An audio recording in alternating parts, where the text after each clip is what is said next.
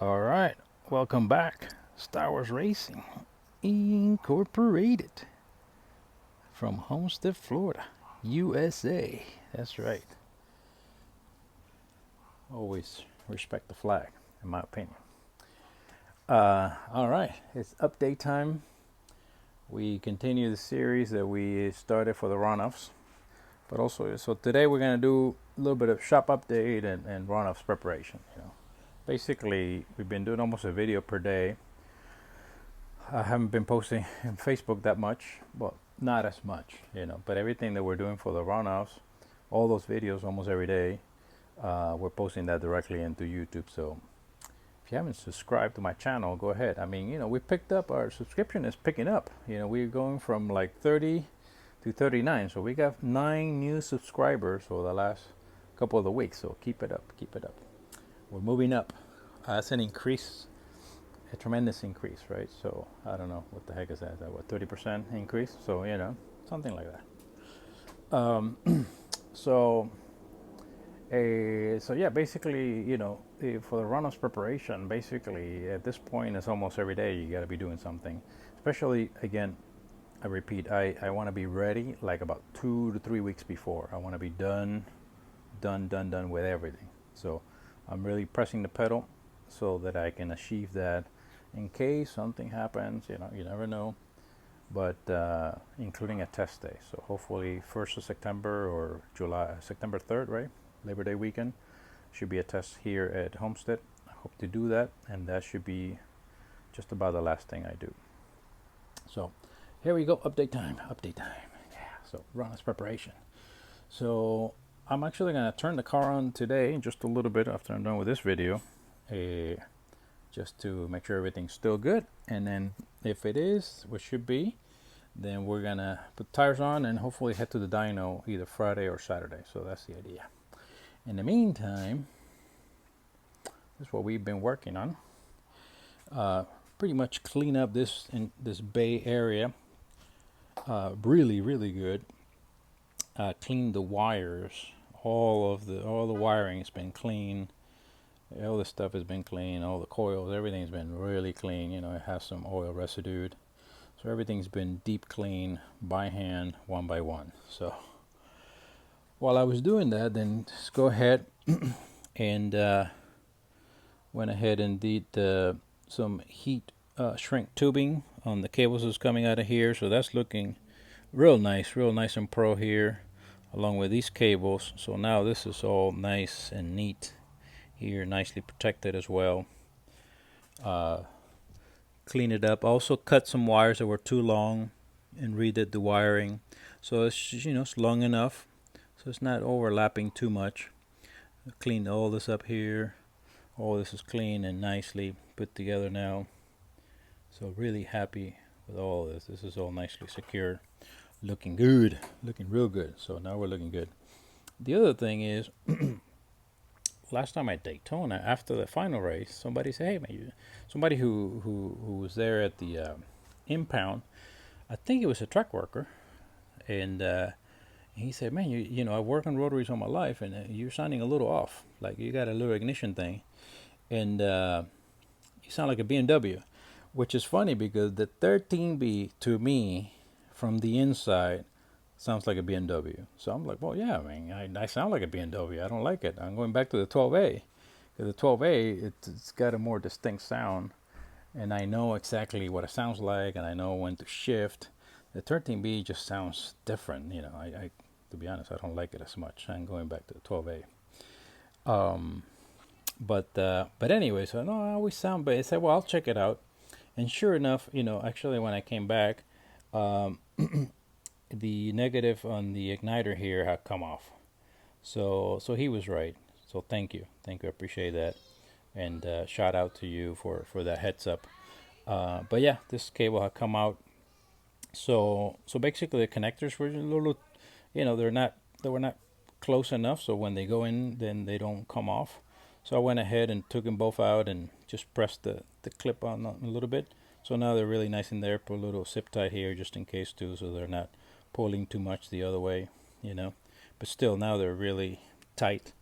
So when I put them in, then they're much tighter. So thank you. Appreciate that, pal. So you gotta listen to people, you know? People out there, they know what they're doing too. So actually this stuff took me quite a while to clean and rewire some stuff. I also changed some wires. Uh, and you know, so that took me a little while, but really happy. You know, that's the kind of stuff you got to detail on. Now we're looking much organized here in the engine bay with the wiring. You know, looking good, looking real good. So yeah, a little detail stuff. So took the cold box out, and we do that also when we go to the dyno. Don't need the cold box for that. So we're ready to go. Ready to go for dyno. So what else? I wanted to highlight this guy. So obviously I've got, you know, I got the small sledgehammer. This is 4 pounds. This is really useful. I got like 5 or 6 other hammers over there. I got my most used hammer here, you know, standard. But I bought these little guys. I got one for the road and one for here. Very helpful. It's you know, small and you can fit in different areas. It was like $4, you know, and they're so useful, really useful. So I would recommend one for sure, and I got one in my travel bag as well, because they are really handy. You know, most of the time you don't need a big hammer, and if you do, basically you go from either little or you go for the big one, you know. So really happy with that. The heat gun, of course, needed for the shrinking on the heat shrink tubing, which is really an awesome thing. I also did it a little bit on just the tape itself. Also, it's really good for electrical tape. Makes it really nice and tight. So, want to highlight that. The other thing I bought the other time was these little cubes things. I don't know, containers at Walmart for like $1.50, and they're really good. I wasn't sure what I bought them for, but they're really good for this, because you know, usually you're working on the shop, and in this area you're using, you know, I got a 19 millimeter wrench and socket and a couple of things that I'm using for this part, and then this thing I was using in the rear end. And basically, you know, just kind of keep your stuff organized while you're working. This was over here, so you know, keep your tools in place for the particular job, you know, so that way you kind of know, and it's easy to find. You know, little nuts and stuff, I just bring my little magnet stuff there. They're also cheap, so that's the kind of stuff you want to get. So anyways, the last thing I wanted to talk about is budget racing. So basically, even for the runoffs this year, last year I bought one set of new tires. This year I'm not. I'm gonna go with takeoffs. But you know, you got to find yourself a good source of takeoffs, so that basically all the tires of that are all takeoffs. You know, now the ones I'm using for the runoffs, they are the best takeoffs I've ever seen. Those things probably had like 2 heat cycles or something like that. I mean, they look like new tires. But anyways, the point is that budget racing, you know, you gotta work with others that are around there. They're a little more fortunate, and buy those takeoffs, baby. You know, so that's what we're doing here. We're gonna be. Oh, and related to that, I forgot. So I was going through my paperwork and receipts from last year's runoffs, which I usually keep over here in my little folder.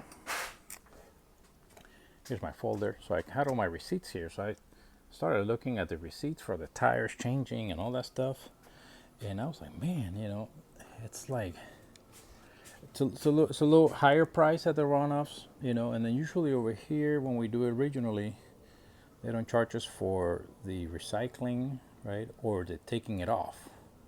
But at the runoffs, you have to pay for the removal of the tire, installation of the new tire, balance, which, you know, installation and balance usually we do see that, but then we don't see the removal or the recycling.